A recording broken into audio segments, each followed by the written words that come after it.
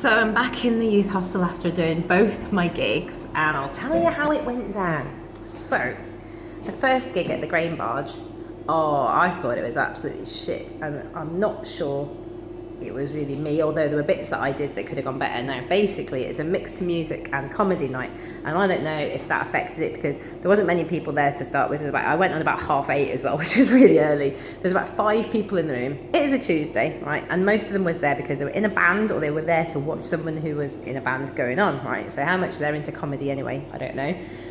They were all blokes, apart from the one girl who came off my comedy course and filmed me. Literally, they were all blokes, right? And I got on the stage and it was a bit less sort of professional than that Smoke and Mirrors. So, I don't think they even knew whether I was going to be a comedian or a singer. So it was a bit of oh, what's she going to do kind of thing. And I was like, hi, sort of thing. And they were all like, ooh. Then, because it was so far away from me, the audience was so far away from me, I couldn't really get eye contact with anyone. I couldn't really sort of grasp. They were dotted around, and there was a few at the back, and I was so when I did do my sort of audience thing, which normally kills it, who likes tits? Because come on, that's going to go down well. I couldn't really get anyone, and they were like, meh. And then when I go, you sir, do you like tits? He was like, meh. I mean, come on, you either go yeah or you go no, or whatever it is. I could banter back to that, but it was and I was like, oh god, this is hard work. So I carried on. I didn't forget anything, but what failed as well was in my first gag, I go weight loss surgery, and I go 3 things that I found have helped me lose weight is eating less cake, doing more exercise, and having a gastric bypass surgery. But I decided to start doing this thing where I fake that I forgot the third one to sort of build up to it. So I go, oh, what was that last one? Oh, a gastric bypass surgery, which is already weird because I don't think people know if it's whether it's true or not. So anyway, when I came off stage, Charlotte goes, oh, you forgot the gastric bypass surgery thing. And I was like, no, I didn't. That was a fake out. That obviously didn't work. And maybe that made people lose confidence in me, that I didn't know what I was doing, but I did. But and then I started stumbling a little bit because I could feel that I was losing the room. And I was thinking, how am I going to get them back on track? I am not established enough to have a backup load of material that I think would work on a boat on a Tuesday. Right, so I just had to plough through my material, knowing that my ultimate crowd pleaser at the end, which was cunt, and my new and the other poem, Leather, was gonna not go down as well as I hoped. Even my vaginal delivery joke, because there were no women in the room, it was all a bit I think they saw it oh, this is a bit about periods or something. It was nothing to do with periods, it's a wordplay. The delivery of the word vaginal delivery, because I've had 2 C-sections, right? It was fucking hilarious. But it didn't really land. Now, I didn't get heckled, and I did get laughs, but it wasn't amazing, and I didn't come off feeling that it went very great.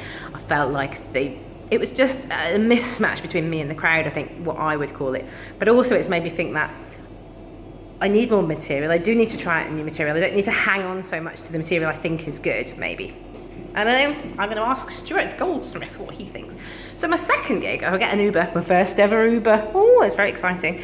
I get over to the White Hart Inn, and that is all the comedians who from Bristol were there, basically, all the new ones on the circuit. So, and everyone does seem very friendly, but I've sensed an undercurrent of oh, that girl's here again. What's she doing here? Isn't she happy? Why is she trying again? Kind of thing. I don't know, but they were all very nice, really. But I just felt like I wasn't really one of them. I'm not a student and stuff.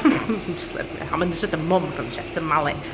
Yeah, so there's a lot there. I missed the first half because I'd been doing the Grain Barge, which I hadn't. So I got there and I was going to be the last one on, actually, because it was a signing up and putting on in order that you get there. I was the last one there. So it ended up I was kind of not headlining, because I know it's an open mic, but there was possibly some pressure that I was going to be really good. Now, and I think some of the people playing there had a bit of a shit gig as well. A guy who I saw at Smoke and Mirrors, Greg, I want to say Winford or Winfield, and I think he's really, really good, and he was really funny, really dark, but he seemed to be really struggling.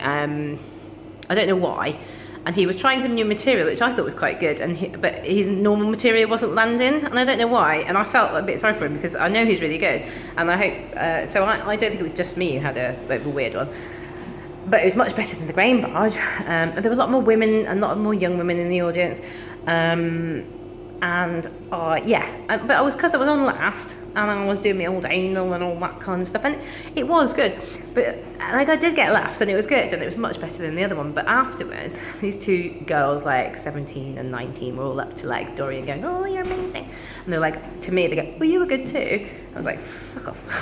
and they go, oh, you weren't like the funniest person I've ever seen, but you had so much confidence, so I thought it was really amazing that you did it. I was like, is that a compliment or not? Really, I wasn't really sure.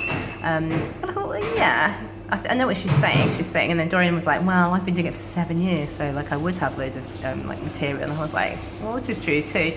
So I suppose what I take from it is that the confidence is good. So if I can frame this in a positive way, it's like the confidence bit is good. I do need more material. I need to not cling on to material that I know just because I've learnt it and I know that it kind of works. I've just got to take more risks. I've got to gig more, and I've just got to not give up. So yeah. So as it stands, gig number 1, really good. Gig number 2, shit. Gig number 3, so. And I think it is a lot to do with like the venue, the crowd, but also I've got to look at what I can do to be able to play every room. Because I was listening to the podcast Sarah Millican, which she'd like to play every room. And obviously I've done 3 different rooms now. The one that worked for me was the very professional, late at night. They've paid to come in, and this is where I want to be. I want to be at paid gigs. I want people to come and see me. I want them to have a drink and have a laugh and know that it's going to be about tits and a bit of shocking and all this. My aim isn't to be playing a Tuesday night with people playing with a guitar. So yeah, they've got to do that. And yeah, I'd like to learn to play every room, but that's not what I want in the long run. And what Sarah Millican said is that was her goal. But my goal is to sell out, big shows and have big laughs and be doing panel shows and stuff. So, but if that means I've got to trudge through the drudge of the open mic circuit, I just hope that I find some venues that I can do like regularly, where I can like be myself and get good feedback. But I understand it's not all on the audience or the venue, it's partly me. But yeah, it's very interesting. Interesting, isn't it? So this is your Virgin stand-up. Just think I made just that up. And now I've got to try and get some sleep. I didn't like my goat curry that was left over. I think I'm going to stop doing that. Yeah, got to take my contact lenses out, try and sneak into a room of 4 people who are already asleep, take out my contacts and try and listen on my headphones to my show back so I can persecute myself. But then after 11 o'clock tomorrow, baby, planning the next one.